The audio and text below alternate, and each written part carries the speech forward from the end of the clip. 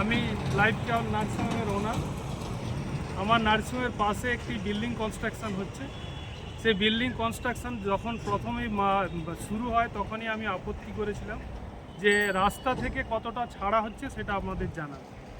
কিন্তু ওনারা তখন বললেন যা রাস্তা আছে রাস্তার উপরে যতটুকুই জায়গা থাকুক সেটা কথা নয়, কিন্তু রাস্তার ওপর রাস্তা যতটা আছে তার থেকে 4 ফুট 7 ইঞ্চি দূরে পিলার থাকবে।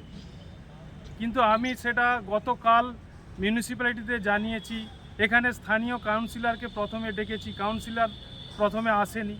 তারপর কাউন্সিলরের একজন প্রতিনিধি এসেছিলেন, উনি দেখলেন। এনারা যেটা করলেন প্রথমে সেই পিলারটা 4 ফুট দূর থেকে করলেন, সেটাকে কাজটা চলার পরে রাতারাতি এই মাঝখানের পিলারটাকে সামনে করে দিয়েছেন। আপনারা ছবিটা দেখলে বুঝে যাবেন সেই দিকে কোথায় পিলার, মাঝখানে পিলার, সেই পিলারটা কোথায় আছে।